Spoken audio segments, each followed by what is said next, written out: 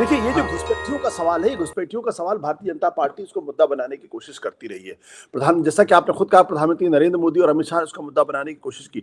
लेकिन अगर आप ध्यान से जाएँगे, अगर आप उस लिस्ट पर ध्यान से नज़र डालेंगे, तो आपको इस बात को जान के बड़ी हैरानी होगी कि दरअसल घुसपैठियों को की पहचान करके, विदेशियों की पहचान करके उनको भारत से उनके अपने देश भेजने का जो रिकॉर्ड है, वो नरेंद्र मोदी के ज़माने में बहुत ही खराब रिकॉर्ड है।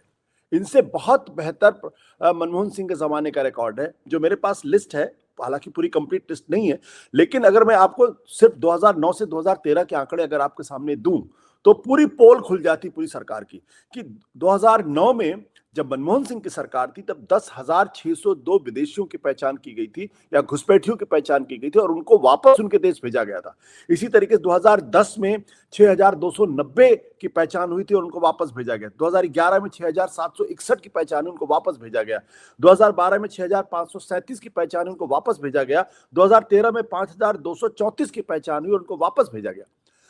आप जानते हैं अच्छी तरीके से कि 2014 में नरेंद्र मोदी की सरकार आई, वो देश के नए प्रधानमंत्री बने और उसके बाद से हिंदू मुसलमान का सवाल बड़े पैमाने पर उठकर खड़ा हो गया और देश की राजनीति बहुत कुछ बदली, देश का समाज काफी हद तक बदला। और प्रधानमंत्री ने 2024 के चुनाव में एक तरीके से हिंदुस्तान के मुसलमानों को घुसपैठिया बताने की, इन्फिल्ट्रेटर्स बताने की कोशिश की थी कि ये आएंगे और ये लोग जो है, अगर इनकी सरकार बन गई तो ये हमारे मंगलसूत्र को ले जाएंगे, हमारी भैंस भैंस उठा के ले जाएंगे, इस तरीके के तर्क दिए गए थे।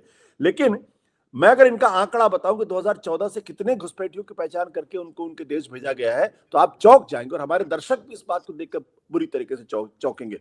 2014 में सिर्फ 989 घुसपैठियों की पहचान हुई और 2015 में 474 की पहचान हुई, वापस भेजा गया। 2016 में 308 की पहचान हुई, वापस भेजा गया। 2017 में तो सिर्फ 51 घुसपैठियों की पहचान, आप सोचिए सिर्फ 51। और 2018 में 445 और 2019 में 299। जो मेरे पास रफ आंकड़ा है 2024 तक का, उसके हिसाब से तकरीबन तकरीबन अगर आप मान के चले तो 10,000 रफ एस्टिमेट है, 10,000 के आसपास घुसपैठियों की पहचान मोदी सरकार के जमाने में हुई। जबकि मनमोहन सिंह के जमाने में तकरीबन तकरीबन 90,000 घुसपैठियों की पहचान हुई और उनको भेजा गया। यानी जो नरेंद्र मोदी के जमाने में घुसपैठियों की पहचान करके, विदेशियों की पहचान करके उनको उनके देश भेजने की जो पूरी पूरी मुहिम थी, वो पूरी तरीके से टाई फिस हो जाती, पूरी तरीके से वो मुंह के बल गिरती दिखाई पड़ती। लेकिन बार बार उसको मुद्दा बनाने की कोशिश करते हैं और जब वो ये मुद्दा बनाने की कोशिश करते हैं तो ये भूल जाते हैं कि पिछले 10 साल से सरकार तो आपकी है। घुसपैठिए अगर इस देश के अंदर आ रहे हैं, विदेशी अगर आ रहे हैं, भारत के वोटर लिस्ट में शामिल हो रहे हैं, तो आप कर क्या रहे हैं?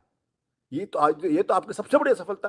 जिसका एक मैं सिर्फ इतनी सी बात कहना चाहूंगा अंत में कि दरअसल ये पूरा का पूरा मसला बार बार हिंदू मुसलमान की आग को भड़काए रखना है, लोगों को धर्म के आधार पर पोलराइज करना है, घुसपैठियों और विदेशी नागरिकों का डर दिखा के हिंदुओं का वोट लेना है। इसके अलावा इनका कोई मकसद नहीं है और इस बिहार के एसआईआर लिस्ट ने अब इस झूठ को पूरी तरीके से एक्सपोज कर दिया है। अब भारतीय जनता पार्टी के नेताओं में की हिम्मत नहीं होनी चाहिए। हिम्मत तो होगी क्योंकि बार बार किस तरीके की बातें करेंगे। अब उनके पास कोई चेहरा नहीं है जो आके कह सके बड़े पैमाने पर बिहार में घुसपैठिए थे और वो इंडिया गठबंधन या महागठबंधन के पक्ष में वोट देना चाहते थे। ये और इसी वजह से इनके वोटर लिस्ट में इनके नाम जोड़े गए थे।